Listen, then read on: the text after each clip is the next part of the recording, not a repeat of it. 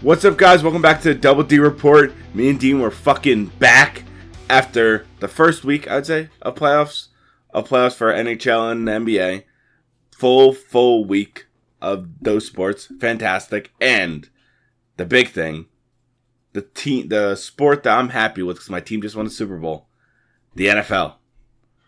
The draft is in, as this is being filmed on a Wednesday. It is tomorrow.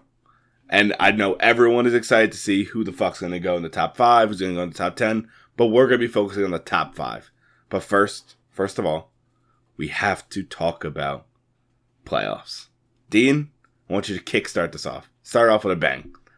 Yeah, sure. I have very much enjoyed the playoffs so far. The first games, I would say the first day or two of NHL, they weren't exactly exciting games. There were a little bit of blowouts. The following games have been nothing short of amazing.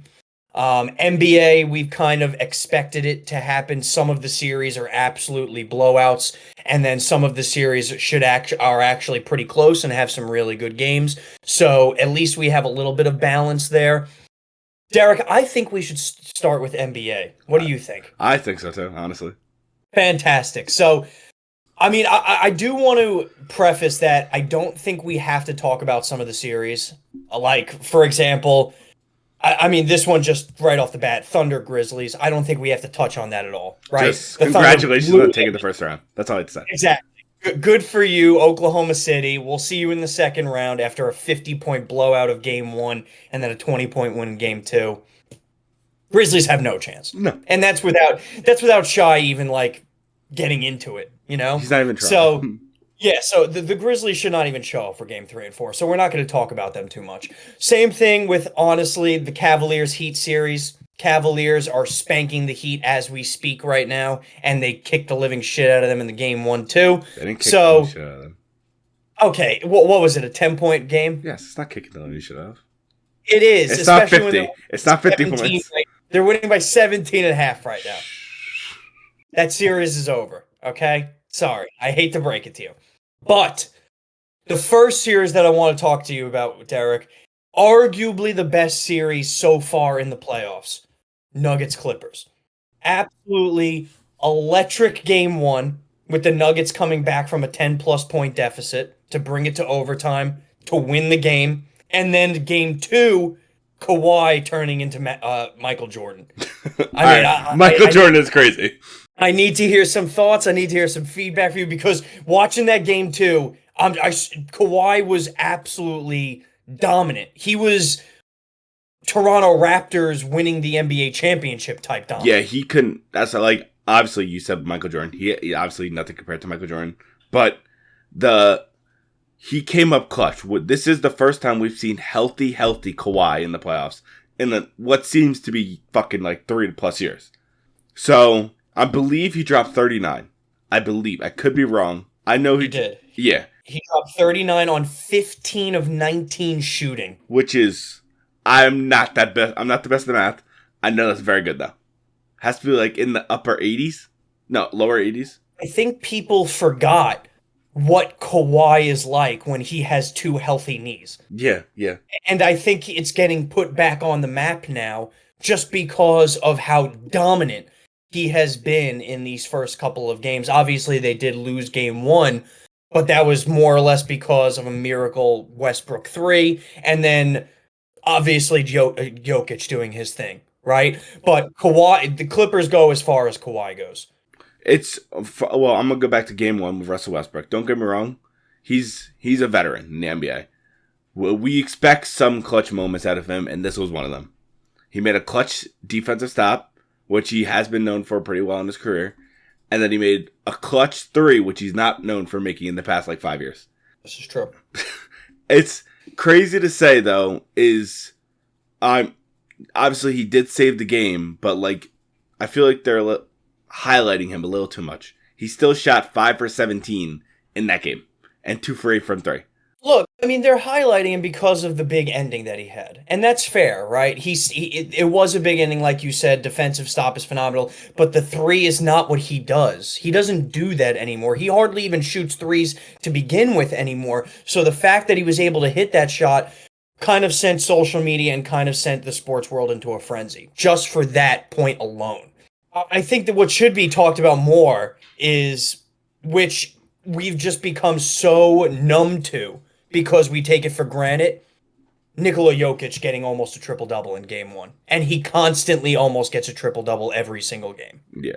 He's ridiculous. He is arguably the best player in the NBA. Arguably. Look, this year Shai is going to get Shea is going to get the MVP just because of what he's done, right? That's just the fact. But realistically speaking, if you're an analyst, Jesus, rough day, rough week. If you're an analyst, you could legitimately give Jokic the MVP every single year because of what he does. I think we've just come to take it for granted almost. Yeah, it's obviously Jokic is Jokic. We expect this out of like what we've seen in the past couple of years in the playoffs is we're expecting this out of him. He's been very productive. When you need him for clutch moments, he pulls through. But one thing that I don't think not many people are touching on is obviously it took a big game one, huge game one, without their head coach that they had to start off the year. They won with I understand, same schemes, same all that, but it's still not the same guy. It's a different atmosphere in the practice facility, different atmosphere during the games, different persona getting brought to the team.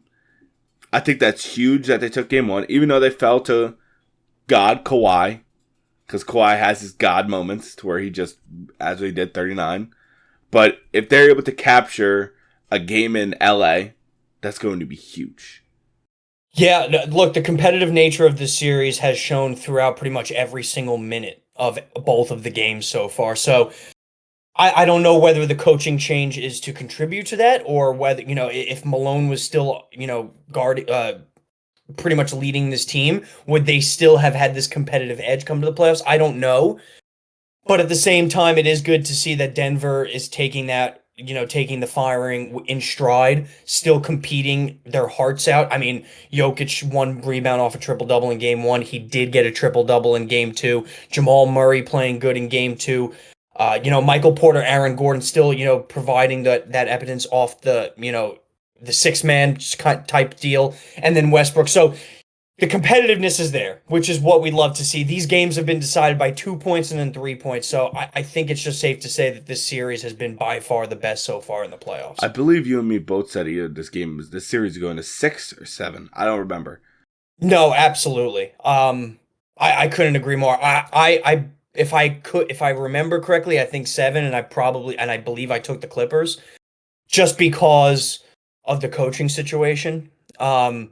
But at that same time, when it does, and if it does go to a 7, you could see either team winning this one. It really is going to be dependent on those two huge stars in Jokic and Kawhi. Yeah, obviously those are big asterisks for both those names. Do you want to go on to the next NBA game, or you want to go to hockey? You want to go back and forth? No, I want to go to the second best series in the playoffs, and I think you know which one I'm talking about here because it's the truth. Yeah. It is. Okay. It is the second best series in the so far in the playoffs. Knicks Pistons, right? Whether you want to hear it or not, it just is. It's close. It's very close, Dean. I'm sorry. I can't this series has been very good, but there's another series that we'll talk about after this, to which I don't think Lakers Timberwolves is the second best series. We'll speak about the Pistons first, and Pistons Knicks first. Okay. So I do want to preface the Knicks Pistons just because of how closely competitive these two teams are. Truly, right? They're very similar on the defensive end.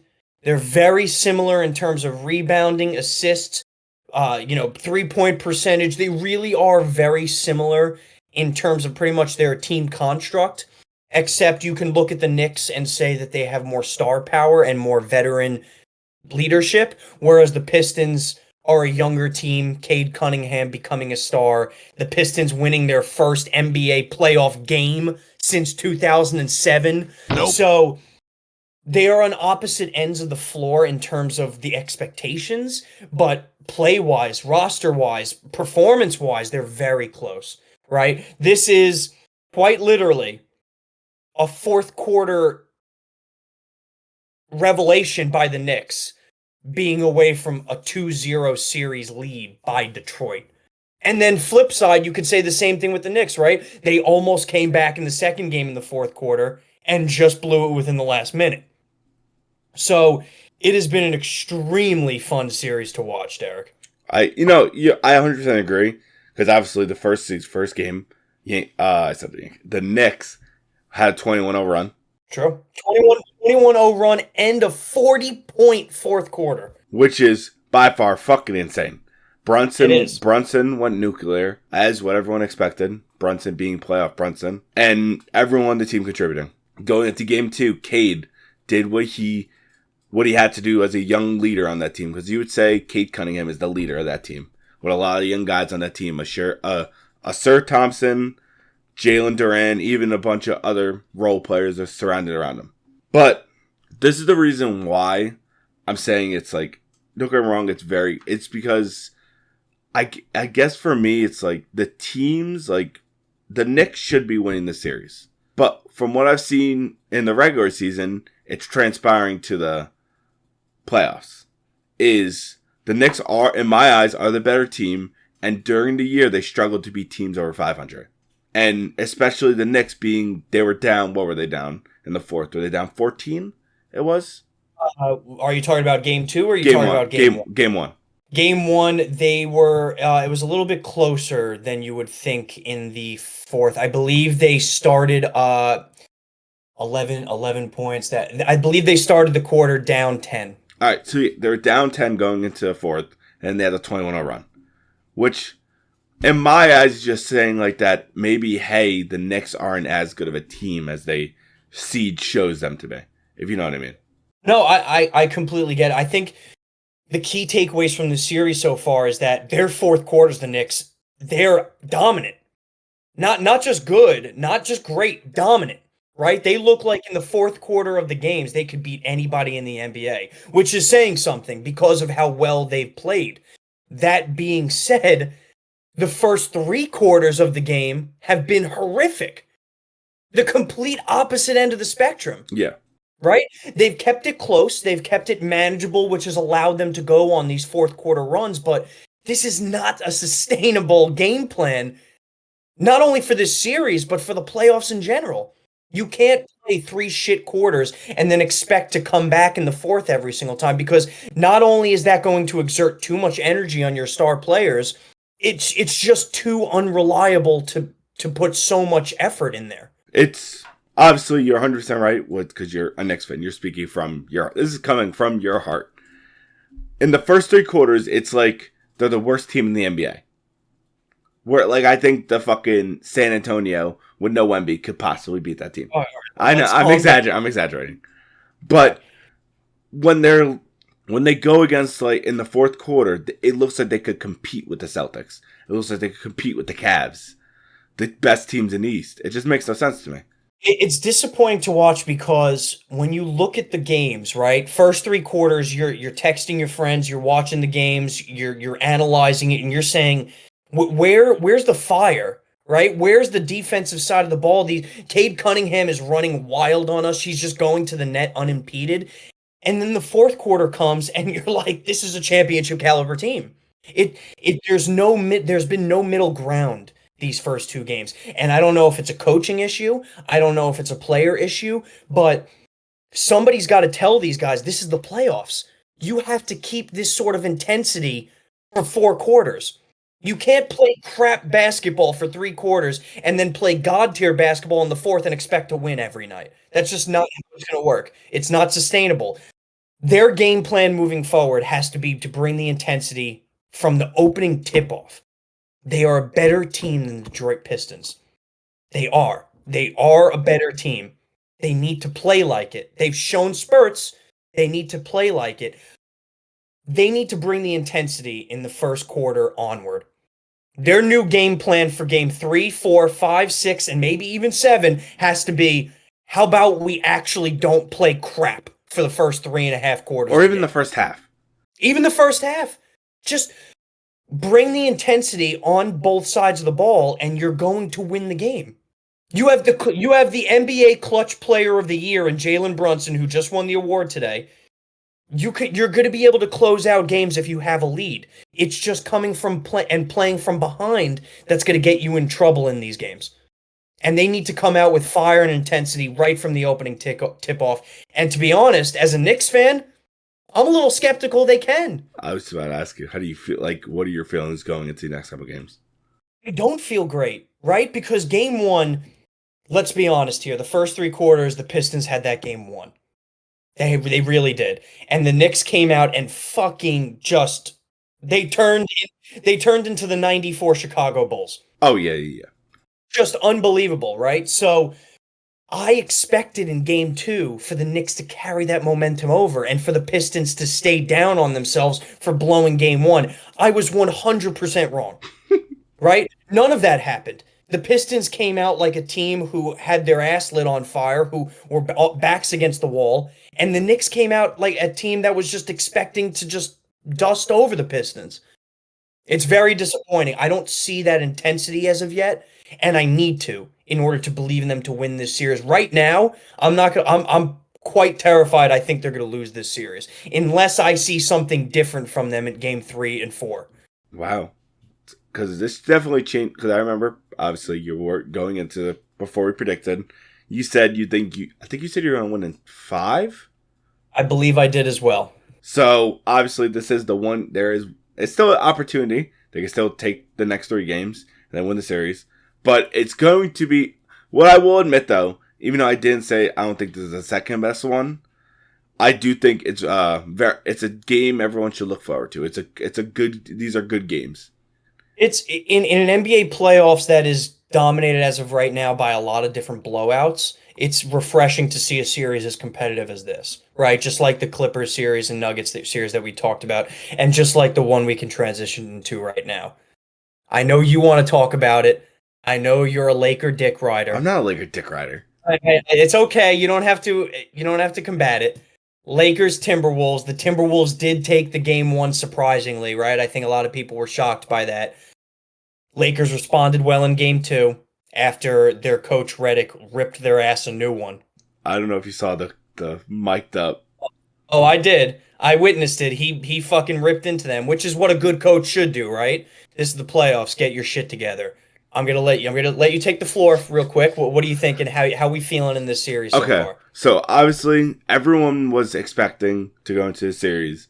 And I'm not even saying this because what's the fuck going on is everyone was saying Lakers are going to win in 5 or Lakers are going to sweep them because of the way they've been playing, which I admittedly did say. But Anthony Edwards, Nazarene, Julius Randle, Dante DiVincenzo, they all showed up in game 1. They shot phenomenal from the 3. I believe they ended the game shooting 20 for 36 from 3, which is, it's somewhere around that range.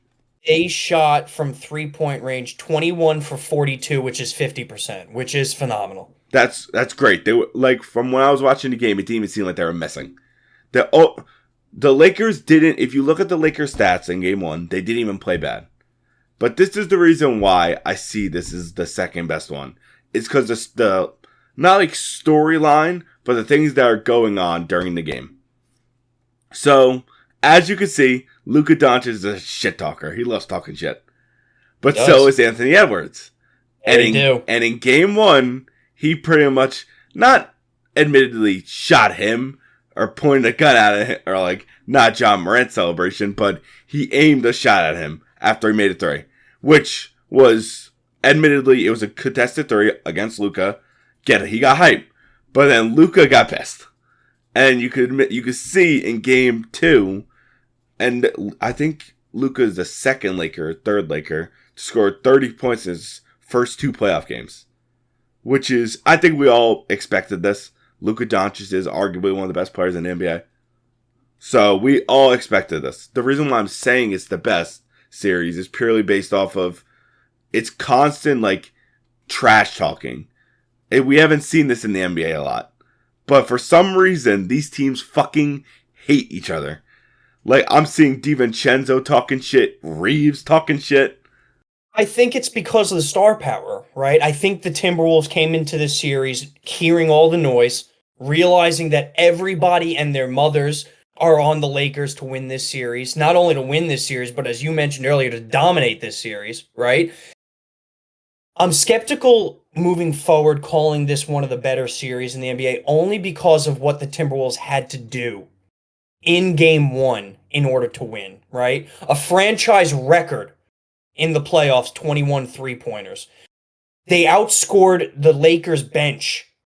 The bench versus bench, they outscored the Lakers 43-19, right? That's a huge part of the Timberwolves game is getting contributions from pretty much everywhere in their lineup, right? They don't have a Luka and LeBron combo. They have an Anthony Edwards and Julius Randle combo, right? Which is nowhere even close to that type of caliber. So they rely on their bench heavily. Like you mentioned, Reed, DiVincenzo, Alexander Walker, the list goes on, right? So the Timberwolves have to play complete team games in order to win these playoff games. The Lakers, on the other hand, just need to play a little bit better defense, which they did. They've played phenomenal defense in game two, holding the Timberwolves to 85 points, and they just have to let their best players cook. They're very different ways of winning for both of these teams. I don't know if the Timberwolves' way of winning is sustainable for a series. Do I doubt they can win another game? No, not whatsoever. They can definitely win another game in this series. They could win next game. They could bring it to 7. My point is their style of play and their style of play that makes them win is a lot more difficult and a lot more taxing than the way the Lakers would have to win. That's fair. So you're basing off of a logistical standpoint to where like how like game 1 and game 2 were. Like game 1 they had a franchise phenomenal game. Game 2 the Lakers pretty much had their normal good very good game, and then the Timberwolves did what they did, like what they casually do.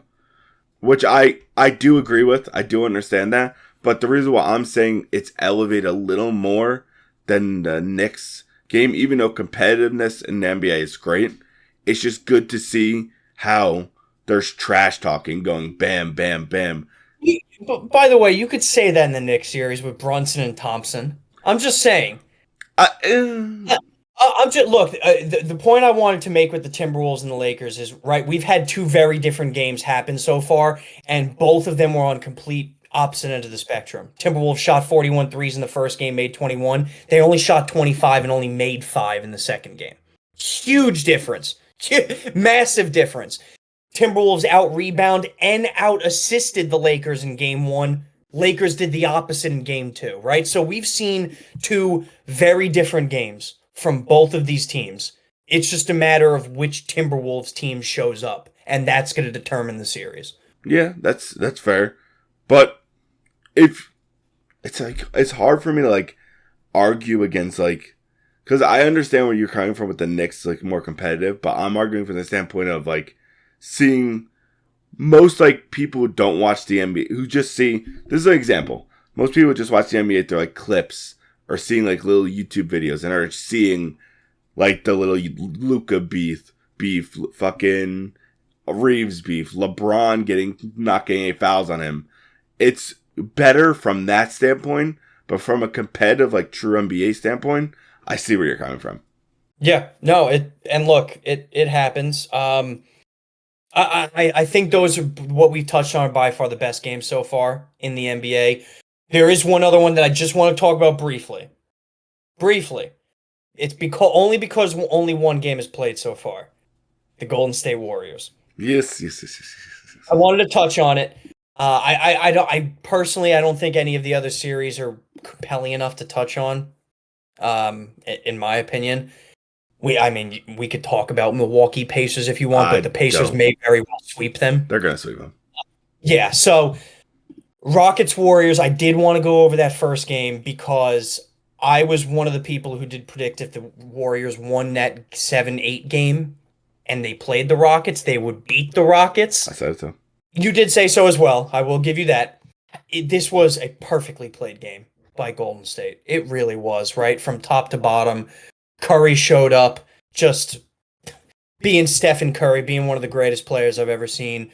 Jimmy Butler showed up in a big way, right? 25, 7, and 6. That's a phenomenal playoff game. Draymond doing his thing, being pesky. And they really got a lot of different contribution, which is what they do, Golden State, right? They really get in depth into their bench, which is one of their key things. And not to mention the first game, their defense was astounding, right? Held Houston to 20% from the three-point line, held them to under 40% from field goal range just in general. This is the key thing also. Houston out-rebound Golden State by over 15, which is astonishing. But Golden State had the edge in assists, right? Golden State played their game, scrappy, really held behind their two top players. I just love watching Curry. He's so much fun to watch. Only because I don't know how many more of these we're gonna get, right? Yeah. But you call me a Laker dick sucker, I'm calling you a Curry dick sucker. That's fine. Oh my god. That's fine. What people are like this is obviously like what they call themselves now, is what Jimmy and Curry are calling each other Batman and Robin. And for once, Jimmy Butler is taking the role of being the Robin. He admittedly said, he's like, that's the Batman and I'm Robin. And what I'm seeing is that this duo is not unstoppable, but it's very good. Jimmy with the defense and is able to shoot and I would say moderately clutch until he gets to the finals. He's not the same person. But like when they need him for a key stop, he's there. When they need him for a key shot, he's there. If you need to make a pass to Curry, he's there. There's been a couple of things that have made this duo work, right? First and foremost, you said it straight off the bat. Butler had to take to heart and accept that he was the Robin here, right? And that's very tough for a star player to do. A lot of egos in the NBA nowadays. We've talked about this multiple times, right? A lot of these players just care about themselves, their stats, and what the next time brings for them. Butler had to sacrifice something, and he did, right? They're working together perfectly. Number two here is people, I think, forgot on the Heat just because of the way they played the last couple of years. But Butler is a phenomenal passer. He really is. And when you're dealing with a guy like Curry, who is by far, by the way, the greatest NBA player to ever live without the ball in his hands, him getting open is just astonishing. And then Butler finds him in these precarious ways, and it works. So that's what needed to happen for them to move forward after the trade, and it has happened, and it's scary, right? Because this is the 2 seed Houston. We're going to see how they respond tonight. By the time this video comes out, that game will be over. But I'm curious to see how Houston responds to try to guarding those two, because if you eliminate Curry, you're going to have to deal with Butler. Oh, yeah. And vice versa. It's a very tough dynamic to deal with as a defense. And admittedly, when Jimmy was on the Heat, he was able to take down the best teams pretty much by himself. He took down Boston as the 8th seed. He took down Giannis. He quite literally owns Giannis. No offense, Giannis. But and a lot of other teams. But it shows like playoff Jimmy is a different Jimmy than regular season Jimmy. And when playoff Jimmy and playoff Curry match together, it's very scary. I agree. I think the key for the rest of the series and really for the rest of their playoffs is they have to continue to be unselfish. And I think Steve Kerr will keep it that way. He's one of the best coaches in the league. I think Jimmy Butler has accepted his role, which is great to hear from Golden State fans. And I'm pissed. Yeah, I mean, look, he was checked out on the Heat, right? He had no help. Bam Adebayo can only do so much. Tyler Hero, sure, he's good now, but there's nobody else on the team, so it doesn't really matter. So he has a system that he believes in. He has a star player that he loves playing with. It's a scary thing to watch. Yeah. I'm not happy with that. Yeah, suck it. Just enjoy it. Enjoy it, because your team's about to get swept. Get over it. At least I'll just be watching from the couch. This is true. But we do have to get into the other unbelievable playoffs. We are in one of the best times of the year, people. I don't think people are realizing that too much. The NHL playoffs are here too, everybody. We've had some really good games and good series to go in the first 5-6 days of playoffs here. Derek, is there a particular series you want to touch on first?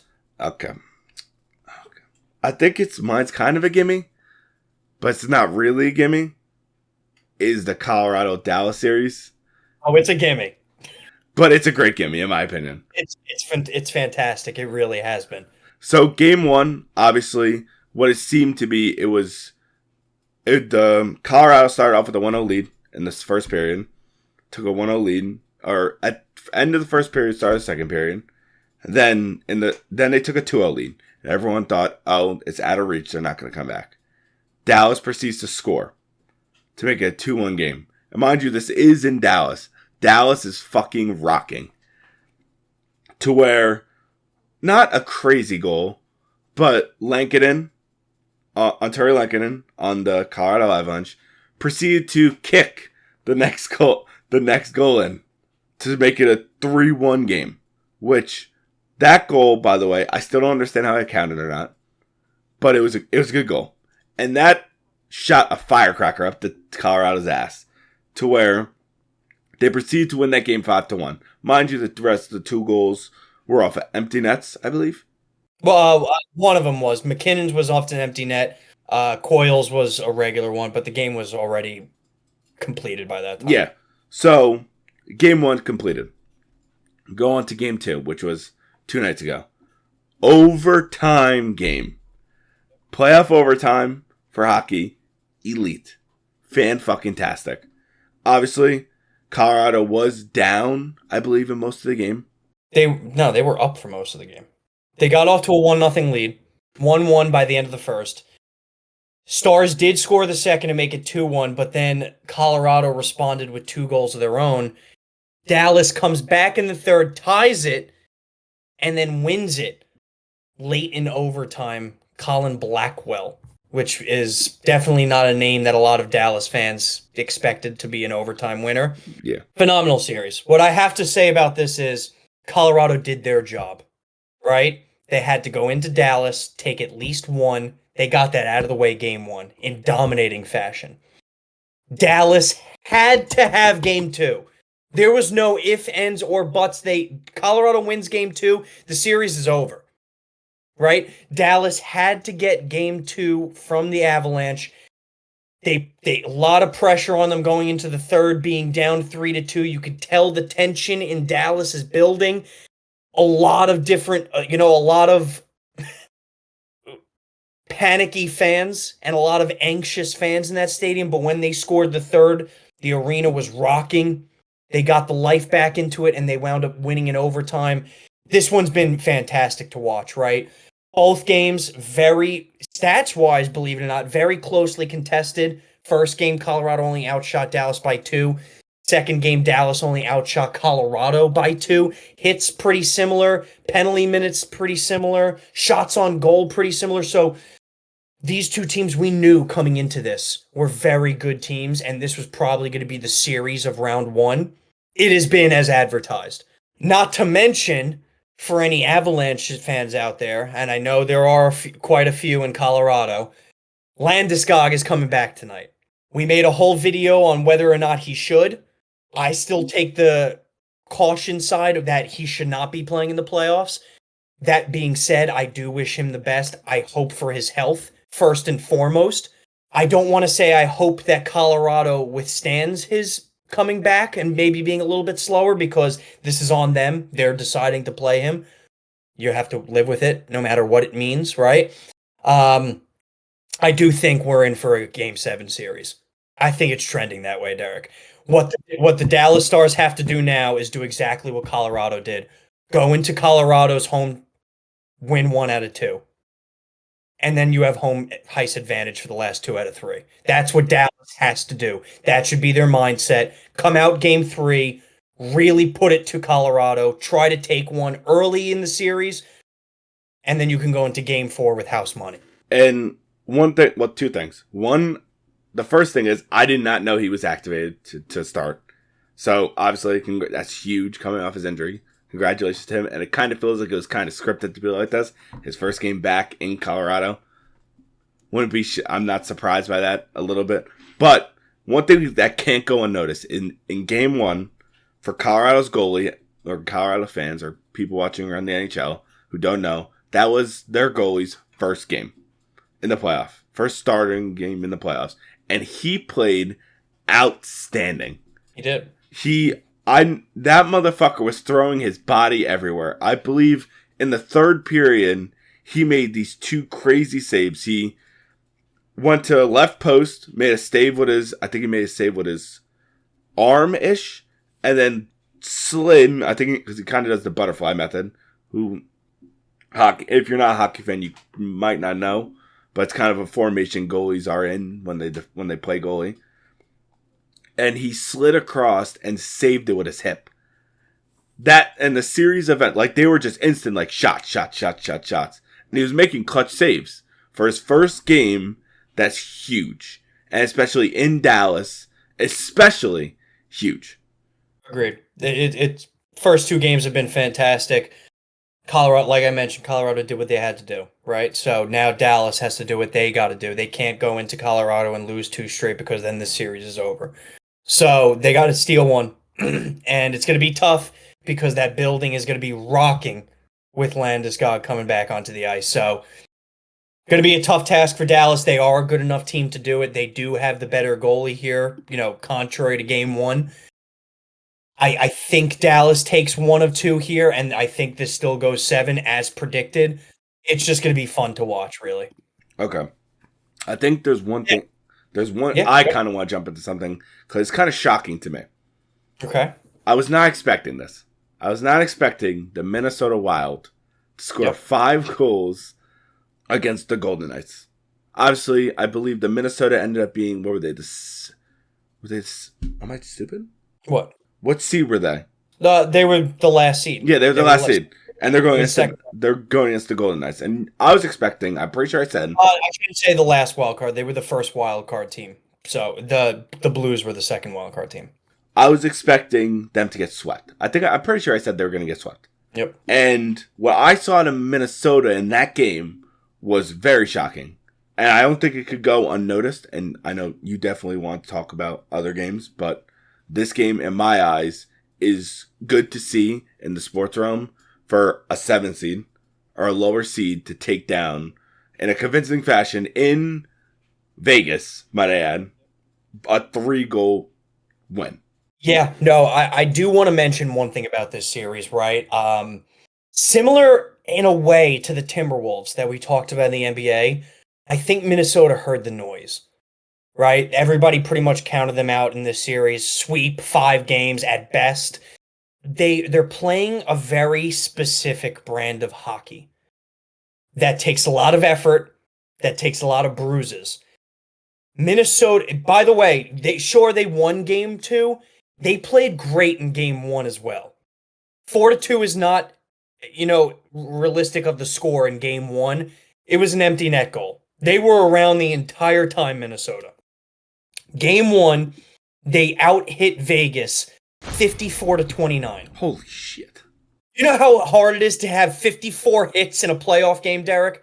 And then what's even harder, they out-hit Vegas 37-30 in game 2. So they're playing a very physical brand of hockey, which in their mind is probably going to be the only way they would even have a chance at winning this series. And it worked in game 2. They really bully-balled Vegas. They wore them down on the boards, which is what you have to do with such a fast, skillful team like Vegas. I appreciate you bringing this up because I did want to give props to Minnesota for that. They came with a game plan, and god damn it, they are executing it. It's a very hard type of hockey because it's really hard on your body. It's not sustainable. I'm curious as to how long they can sustain it. I'm curious to see how game 3 goes. But it was very refreshing to see, you're right, for Minnesota to come play this way, which is what they needed to do. And props to them for taking one in Vegas. Now, look, it's a best out of 5 series. Anything can happen now moving forward, especially when Minnesota's going back home. Yeah, the thing is about what Minnesota's doing is it's a lot of wear and tear on your fucking body. You're hitting 50 hits is insane, by the way. But obviously, Vegas being the best team, you have to slow them down. And what slows them down? Hitting them. You hit him against the glass, hit him just coming across the middle, anything. It's beneficial for you because realistically speaking, Vegas is the faster team. And you have to slow them down somehow. And that's how they did. And in game one, you are 100% right, is the 4-2 lead doesn't... It's obviously empty nets happen a lot in hockey towards the end of the game. So if it's a 2-score lead, it could be off an empty net, or it could just be a 2-score lead. But Minnesota played good enough in that first game to where I could say with full chest that there's a possibility of them winning this series. Yeah, look, we'll see how Game 3 goes. I think Game 3 is going to be very indicative of how the rest of the series is going to go, on whether the Wild can withstand or continue to play that type of hockey. Like I said, it's very challenging to do just because it's taxing on your body and on your team. However, if they have the right mindset to continue to do so, they do have a chance in this series. So it's going to be interesting to see for sure. That being said, moving a little bit onward, it's tougher to talk about the series so far because a lot of the games are still only done with game 1. Not a lot of game 2s yet. It's been 50-50. Did want to shout out the LA Oilers game for anybody who watched that. What an absolute fucking game that was, right? Kings, just to give anybody perspective who didn't watch the game, right? Kings were up 4-1 and then 5-2. Only to blow it to have 5-5, and then the Kings to score a goal within the last minute of the game to make it 6-5 and win. So that series is going to be phenomenal. I'm pretty sure we all predicted that one 7 as well, and I'd honestly be pretty shocked if it didn't go at least 6. So that's going to be a fun series. Did want to shout out the Devils just for a quick moment. They're down 2-0. They've been hurt with a lot of injuries. I wanted to give them props really quickly for playing hard. That game, too, they played a very good game. Lost, but played a very good game. They are going to get swept in this series. I hate to break it to everybody. Nope. Or at least lose in 5, but I wanted to give them props for giving it all their effort because they did, and it showed in game 2. Senators Maple Leafs, another good series. Maple Leafs up 2-0, but I feel like the Senators definitely could have won that game 2 in overtime. Senators got cheated on a couple of non-penalty calls by the refs. That I actually want to talk about. Pause. I need to talk about that. I'm not a huge hockey fan, but what the goalie was doing, because I think we're talking about the same thing. He was abusing him. What I saw was fucking abuse. So goalies can cross-check you, right? If you're within their blue paint. The penalty there. The penalty there is when Stolarz whacks him with the stick. He went boom. That's a slash. NHL. That's called a slash. That's a penalty. That's a 2-minute penalty. You stop the puck. You blow the whistle.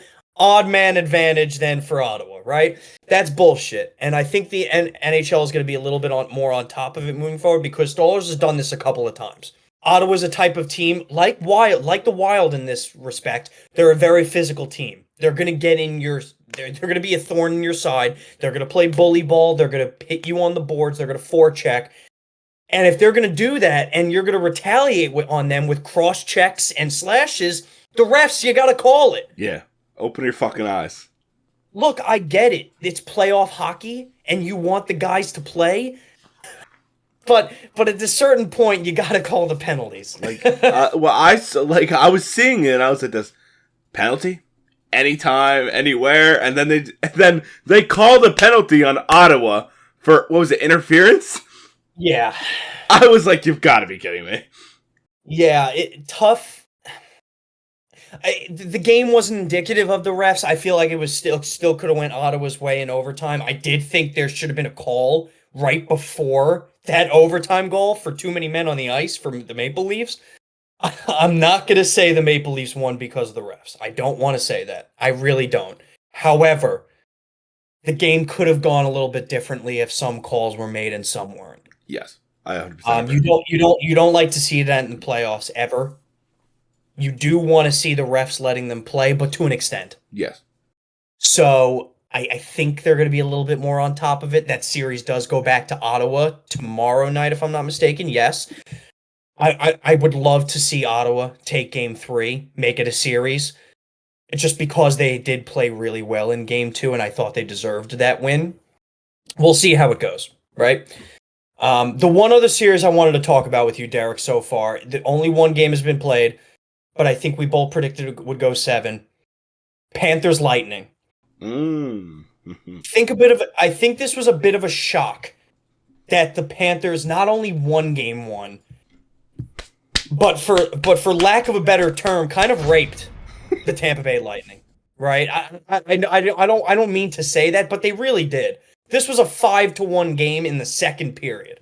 It was bad. 5-1 game in the second period, and on top of that, I do want to mention Vasilevsky. You got to be better. The Panthers had 17 total shots all game, and he let 6 in. That's bad. Yeah, but the thing is, he has these games sometimes to where Vasilevsky absolutely shits the bed, and the next game he plays, he's going to let 1 goal. But that's not good enough. Oh, I 100% agree. Tkachuk came back game 1 as everybody expected. I think that was a big boost for the Panthers' morale, but they didn't play a great game. 17 shots on goal. They out hit the Tampa Bay Lightning 48-28, right? They fucking, like we said, they murdered the Lightning on the boards physically, mentally, spiritually, dude, say it whatever you want.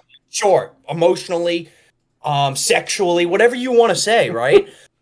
The Panthers really came out to play in game 1. This is just like we said in other series, right? The Panthers did what they had to do going into Tampa Bay. They took one, right? This is the defending Stanley Cup champions. You know they were going to come out to play hard. They weren't just going to go down no matter how many people think the Lightning are favorites, including this guy. You got to still play. Tampa Bay has to come out in this game too, which is tomorrow night, which, you know, we're obviously doing a podcast on a Wednesday. So Thursday night, they have to come out like a bunch of wild fucking animals and take game 2. Because if they go down 2-0, going back to Florida's home against the Stanley Cup champions, it's not great. Not so good. Not very good. Your odds won't be great here. No, not at all. Not like I was not expecting this. What I like to call belt to ass. What I saw was belt to ass. It was bad. 5-1. Horrible. Just horrible. Really bad. But I did want to shout out Matthew Tkachuk. I mean, we knew this guy was going to be back for the playoffs. He's a warrior. 2 goals. 1 assist. First game back. In like 2 months. I mean, this guy is just the heart and soul of the Florida Panthers. And I got to give him a lot of props for that. The Lightning are just going to have to come out better. Vasilevsky is going to have to play better. That's just the way she goes. That's just the simple fact of it. And real quick, before I want to talk about one player specifically. And his name is Alex Ovechkin. In game 1, he scored the first goal of the game. And then he scored in overtime. He scored obviously the game-winning goal. And it shows because they are the first seed. But it's the firepower in him in the playoffs is there, and it's fucking ready to fire. When they need him, he's gonna come through. And I just thought like after all the stuff that's happened towards the end of the season for him, a lot of emotions, being the leading goal scorer in the NHL, it's just insane to see him being in the same form that it's what seems to be a 25-year-old Alex Ovechkin. 2 goals in game 1. Ridiculous.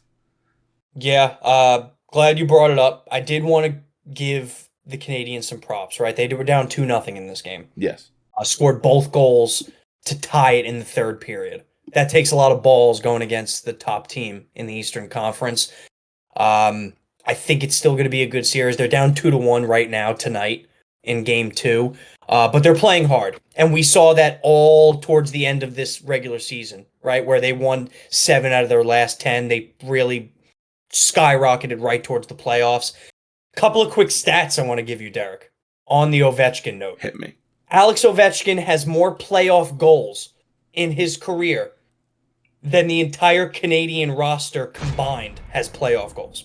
God. It's pretty astonishing. Couple of points in that. One, that's just how great Alexander Ovechkin is. And two, that's just how young and scary this Canadian team is, not only this year, but years moving forward. Yeah, Canadians are very young. They are, and they have a bright future. Second point. Shockingly, Alexander Ovechkin's overtime goal is his first overtime playoff goal in his career. I didn't know that. That's crazy. That is crazy. At the age of 40. That's fucking insane. 40 years Pretty old. Crazy. Pretty wild. He scores his first goal in overtime. That's just how special of a player he is. That's just how special of a year he's having, right? And that's just his hard work, his dedication, his teammates giving him the puck. It's really just a combination of everything. He is truly probably the best player in our lifetime. Maybe not yours, but definitely mine that I've ever seen. You've had some. You're younger than me. You've had some good ones like McDavid, Matthews. You can argue them.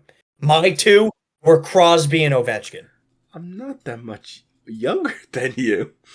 Yes, you are. I'm 37. Okay, fair enough.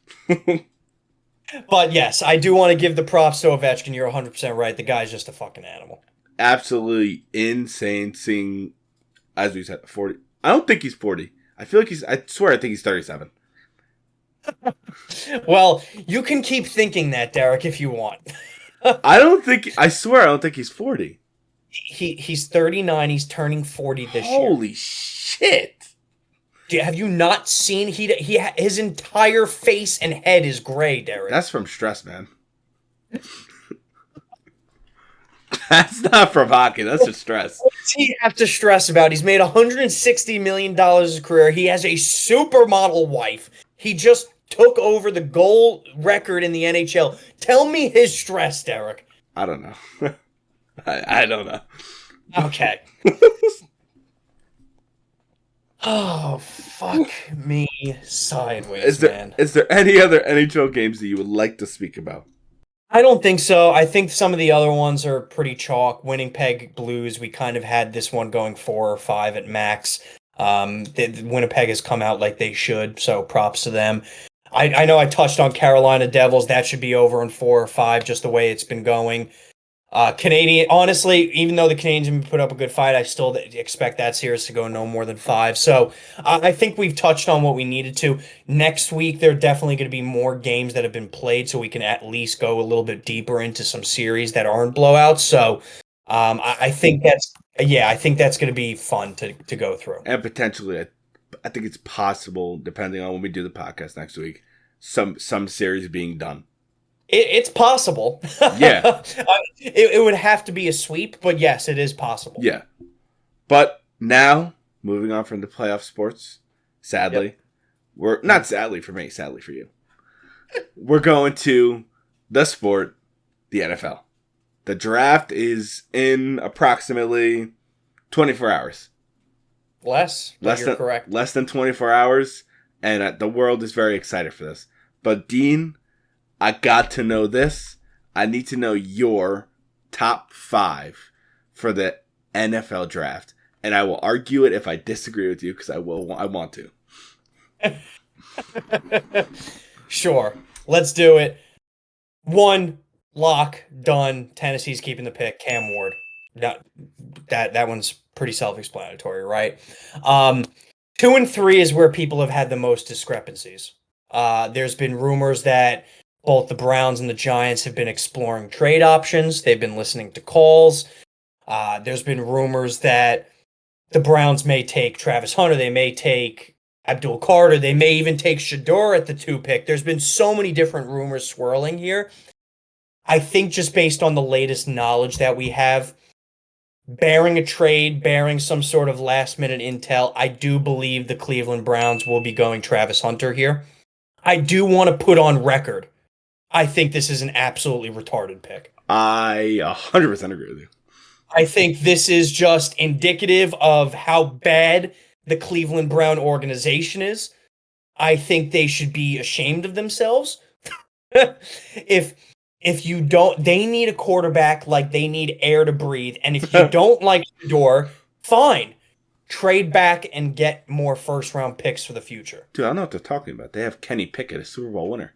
Yeah, fantastic. Woo-hoo! Kenny Smallhand Pickett is going to take them to the promised land. Hey, the small hands has a ring. All right, give him a break. Yeah, okay. Shut up, bitch. I mean, look, this shit, I just don't understand. I feel bad for Cleveland Browns fans, right? This guy, Travis Hunter, he could be good. He could be great. I could be wrong. I don't see a guy... I don't see there being ever an Ohtani of the NFL, just because of how physical it is. I don't see him lasting at both positions, and that's the only reason why he's in the top 5 discussions. Because he's that good at both positions.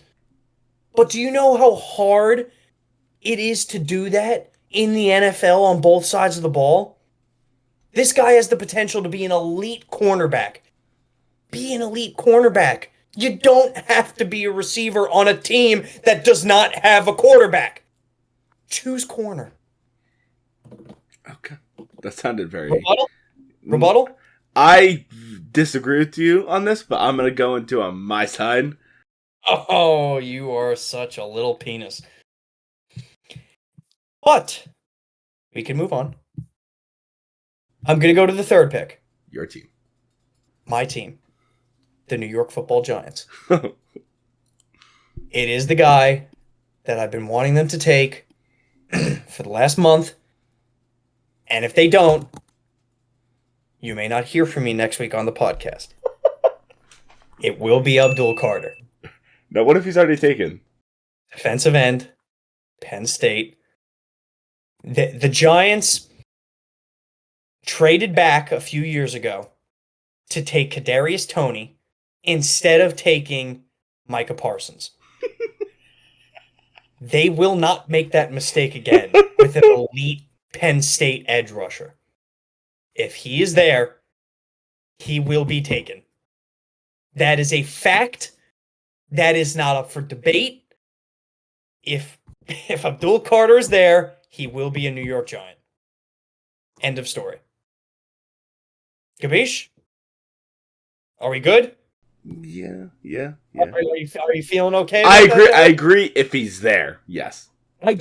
Honestly, I'm going to be straight up with you. I don't think from everything that I've been hearing, the Cleveland Browns are going to go him. I think they're a bunch of pussies. I think they signed Myles Garrett and they're like, oh, on the defensive end side of the ball. Meanwhile, the Giants have Brian Burns, Sexy Dexy, Kayvon Thibodeau, and they're still going to go Abdul Carter. Yeah. Because they know what's up. If Abdul Carter is there and they don't take him, I will not be on the podcast next week. Well, if they take a quarterback? I will not be on the podcast next week. I will be taking a week off. You can do whatever you want on the mic. You can mock me all you want. You can mock the Giants all you want. I will be taking the week off, becoming an alcoholic. The podcast might just be me laughing for an hour and 30 minutes. That's perfect. You could do whatever you want. My point is, I won't be there to witness it. Understand? Understand. That, oh God. Mine is so different than yours, but come on. No, that's fine. Good. That being said, I can confidently go into my, fourth pick, if that's okay with you, Derek. I think it's okay with me. Okay. Dick. Sorry. My fourth pick, I honestly think this has been one of the consensus picks that I've been hearing across the board. I think the New England Patriots are going to go Will Campbell here. I think they really do want to protect Drake May to the best of their ability. The other obvious pick here is going wide receiver, right? They could go McMillan. Somebody in the realm of, for example, like a McMillan from Arizona, or, who was the other big one that I'm going blank over? Matthew Golden from Texas. They could. I just don't think they would they would take a receiver that high at number 4 here. If they do take a receiver, I think they would trade back.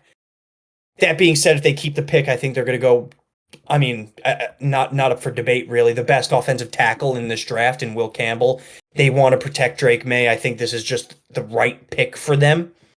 and that's really where I want to see them go. So that's where my thoughts are on that. Okay. That's not horrible. Thanks, Dick. Number 5, this one's been tough for me. Jacksonville needs a lot.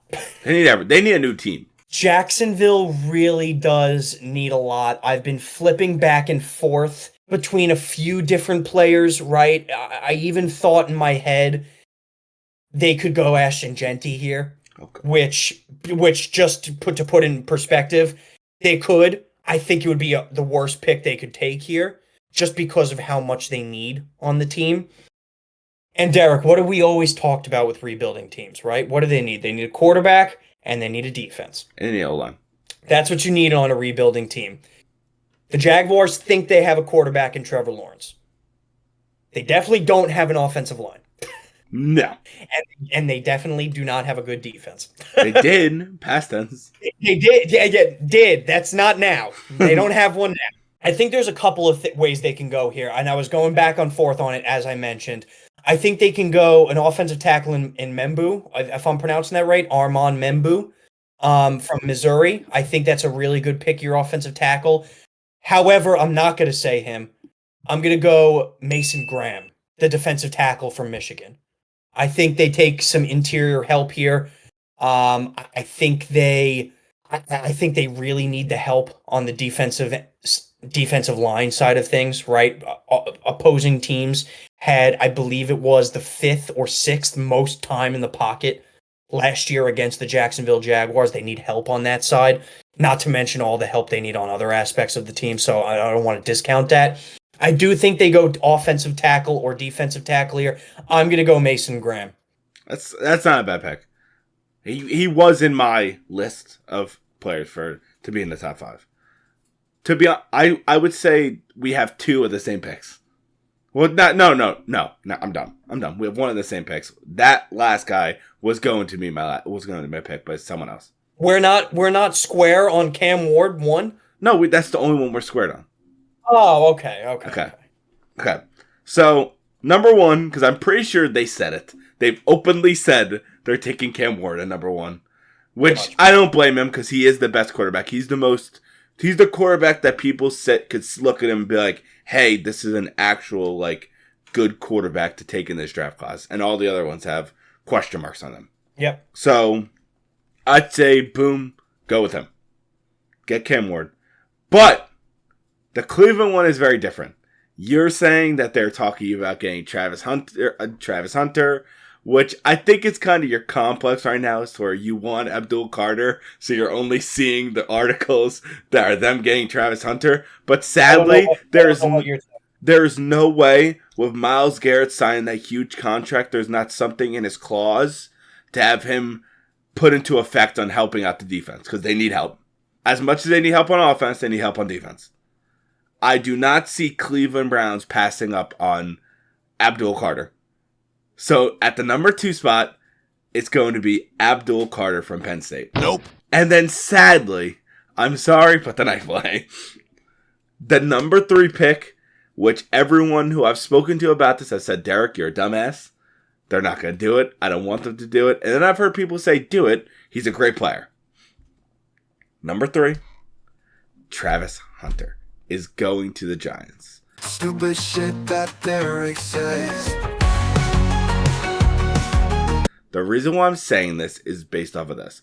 I understand what you're saying, Dean. It's going to be very hard for him to play both sides of the ball, which I 100% agree with. A lot of snaps. One in college is completely different, and he wasn't in the SEC, which is the best conference to do it in. He was in the, I believe it was, what was it? I don't know the name of it, but it's not the best of conferences. It's with Oklahoma State and a bunch of other teams. To where, oh wait, no, they later on joined the Pac-12, which is very good.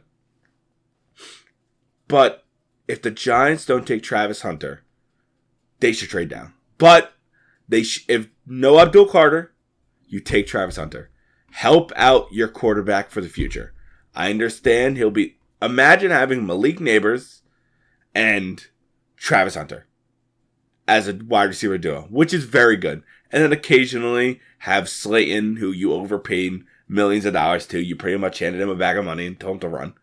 And even if Travis wants to play defense, he could help out on the defensive front. That's why I'm saying Travis Hunter is going to go to the Giants. At the number 4 spot, I think the Patriots are trading their pick. I genuinely think they're trading down. Not far down, like they're trading down. And I do think they're going to trade with the Jets to where the Jets will come up and take Will Campbell to protect Justin Fields. And I think the Patriots will be fine with that because they're only going down, I believe it's only 3 spots. Let me just double check. Protect Justin Fields. Yes. Why is that crazy to say? Because he's not their franchise quarterback. Are they going to? He signed a 2-year contract, Dean. 2 years, $40 million. That means nothing. Fucking Jameis Winston signed a 2-year contract. Was it $40 million?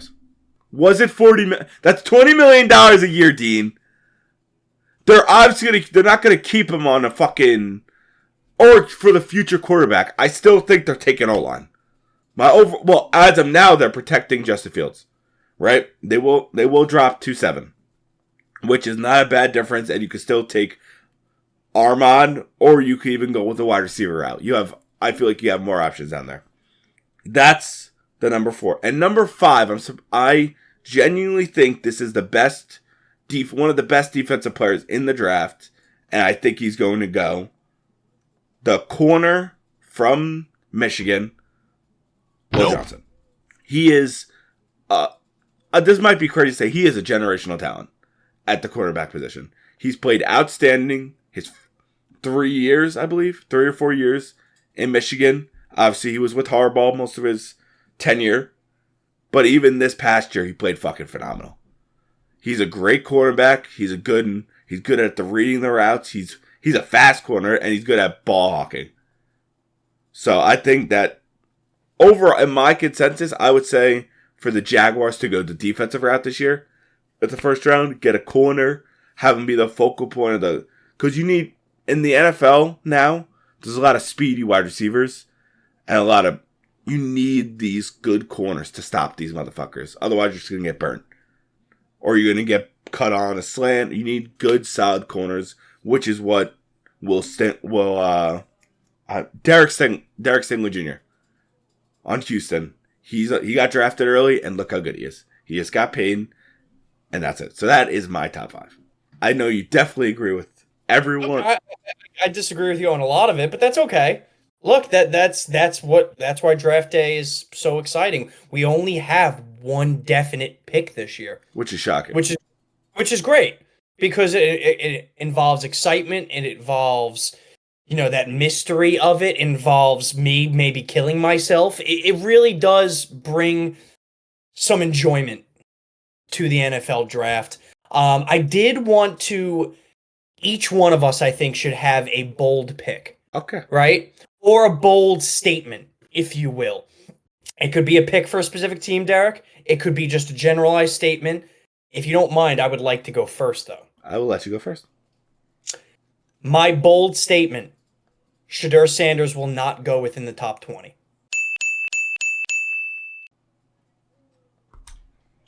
I need to confirm. I say the top 20. I say he falls out of the top 20. Whoa. Okay. I could agree with you on some standpoint because I think he goes 20. I think he goes 21. Yeah. If he doesn't go Pittsburgh, look, there's a lot of teams that could use him. The Jets may take him, right? The New Orleans Saints may take him. You could even have like the Indianapolis Colts take him at 14. There's a lot of different spots of teams that could take him. I think I could be wrong. I think teams are souring on him. I agree with you. So, yeah. Honestly, this is the one thing I was going to say, which I will not be shocked by. I could see the Cleveland Browns taking Shedeur. Go back-to-back quarterbacks. I know it's crazy to say, but... That would be a Cleveland Browns pick, though. That's a Cleveland Browns pick. If they were to fuck it up, I think they would take Shedeur and then leave the 2 other best players besides Cam Ward. Oh, yes. I could see it now. Cleveland Browns take Shedeur Sanders. The Giants trade back one pick, give New England the 4, give New England the 3. No, don't New do England, that. They'll spite you, dude. New England takes Travis Hunter. We get an additional second-round pick, and we still get Abdul Carter. For cheaper. Because the farther he goes down, the cheaper you have to pay him. I have found my beauty. I actually do have a second bold take, but I'll let you go first. All right.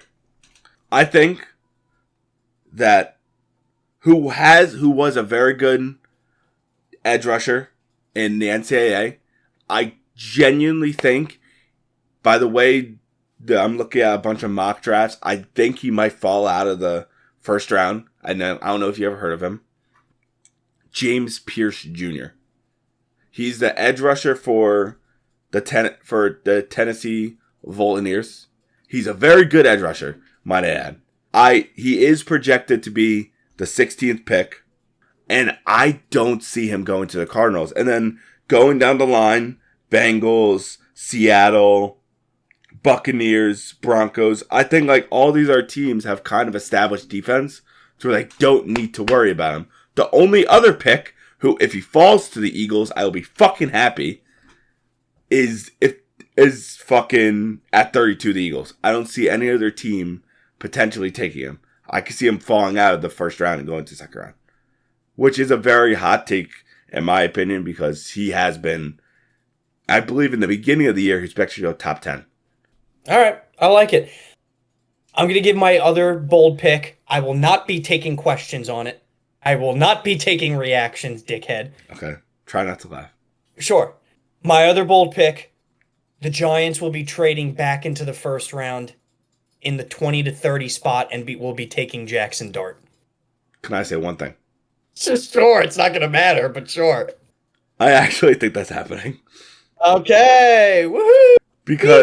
Because if there's one quarterback I can see him doing it for, I can see him doing that like 26, trading up to 26 or 25, and taking Dart. I was thinking 24 with the Vikings or 26 with the Rams. And just saying, fuck it, let's go for a quarterback now. Yeah, I've heard rumors that they're going to move up to the first round and take, because they do have the 34th pick in the second round, which is obviously a top 3 pick. I heard rumors that they were interested in Dart or Milroe. Don't take Milroe. Personally, I like Dart a lot better, just because I think he's a little bit more polished, but I have heard rumors that the Giants are going to be moving up to take a quarterback in the first round. Yeah. I don't think that's bold in my opinion, but I think that's a good one. Okay. And this is, cool. I have one more. And it's not that bold because he is a great player, but my bold pick is, I think that Ashton Genty is going to go to the Carolina Panthers in the top 10. That is so bold. That's disgusting. I know they have Chuba Hubbard, but I feel like because nowadays running backs get paired all the fucking time. Oh, I just can't agree with this. So I see, I see him going in the top 10 or specifically to the Panthers. Oh God. I don't know why you're saying, oh God.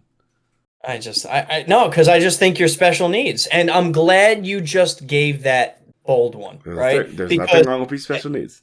Because that's disgusting. It's not disgusting. It's going to happen, and then when it happens, I'm going to say, haha, fuck you.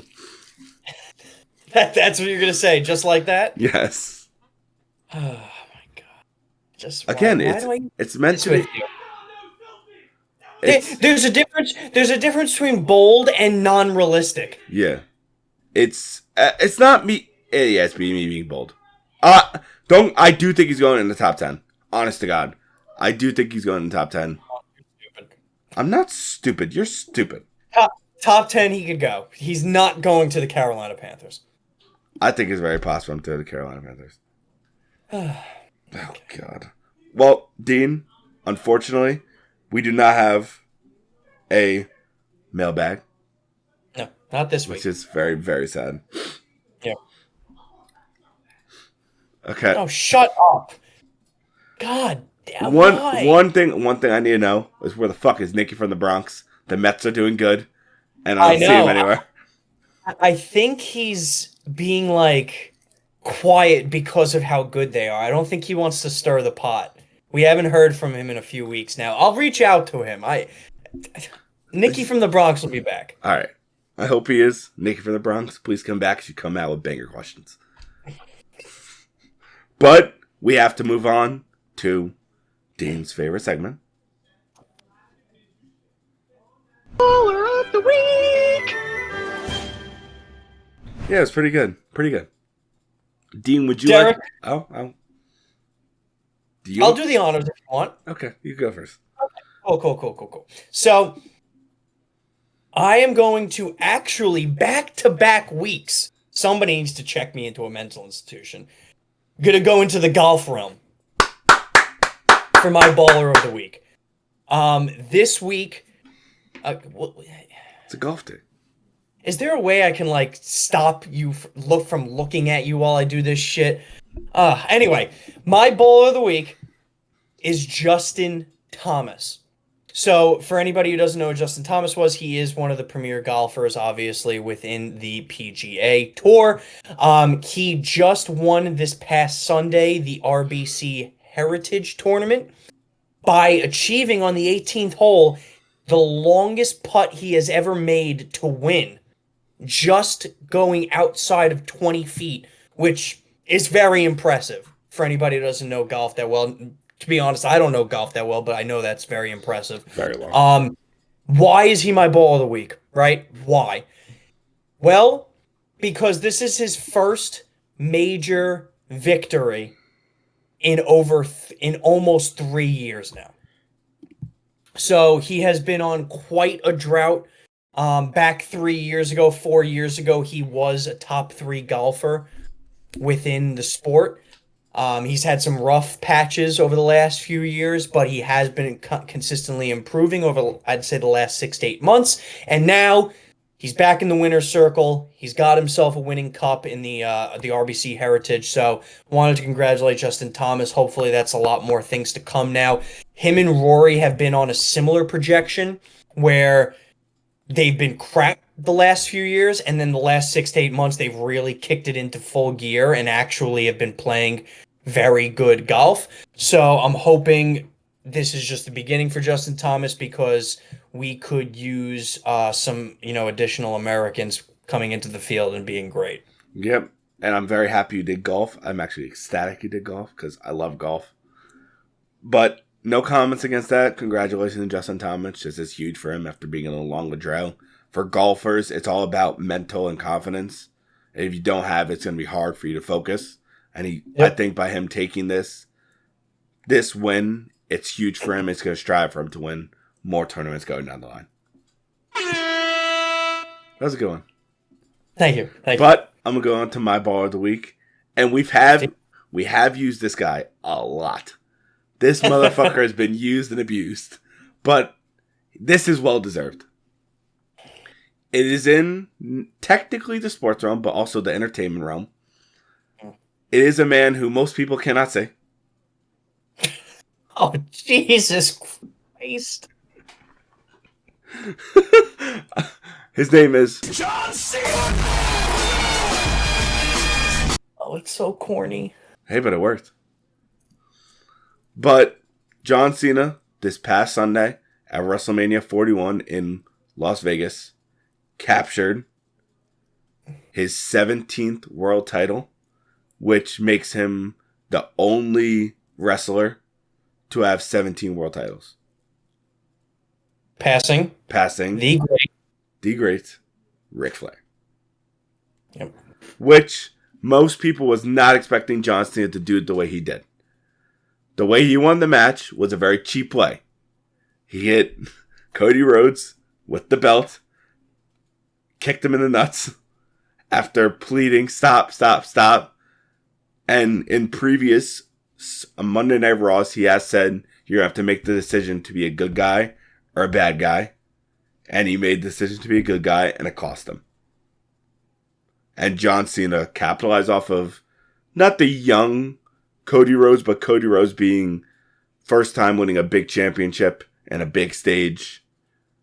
He not folded under pressure, but John Cena proved that he's a veteran. He's still good. He still has his moments. With obviously the help of Travis Scott, because he helped out a little bit, which is crazy to say. Mr. Fiend and Astroworld helped out John Cena wins number 17. Yep. But if you look at Ric Flair's 16 championships, they weren't done the best of ways. So there's no asterisk against this. It's just overall congratulations to John Cena and everything you have done for the entertainment field of WWE. Yeah, of course, John Cena, new world record championship holder for the WWE. It's going to be interesting to see how the rest of his year goes. I think we've mentioned this before. He is going into retirement. This is his last year in the WWE. So, going to be curious to see who beats him for the championship. It's been a few rumors swirling. Maybe we get a little rematch of our childhood, John Cena versus Randy Orton, maybe. That would be nice to see. But it'll be nice to see. Maybe even CM Punk, who knows? But yeah, congratulations to John Cena. He finally achieved WWE immortality. Exactly. And I think that's a beautiful way to close out this podcast. Dean, any final closing moments you have to say before I close it out? Yes. One more final thing on my end, and then Derek can do his outro. New York Giants. PSA. Joe Shane. Brian Dable. Please. Don't fuck me. Do right. Do right for all Giants fans. If Carter is there, for the love of God, take him. Because if you don't, the suicide numbers on the year are going to skyrocket. And that will be my final PSA of the podcast. Jesus fucking Christ. Or they just may lose a lot of season ticket holders. Oh, yeah, that's very possible. But overall, like, subscribe, follow on TikTok, follow on Instagram, leave comments, have us have fun with you guys in the community, talk about how bad some picks were this tomorrow or how good some picks were. Have fun with it. Overall, like, subscribe, leave a comment, and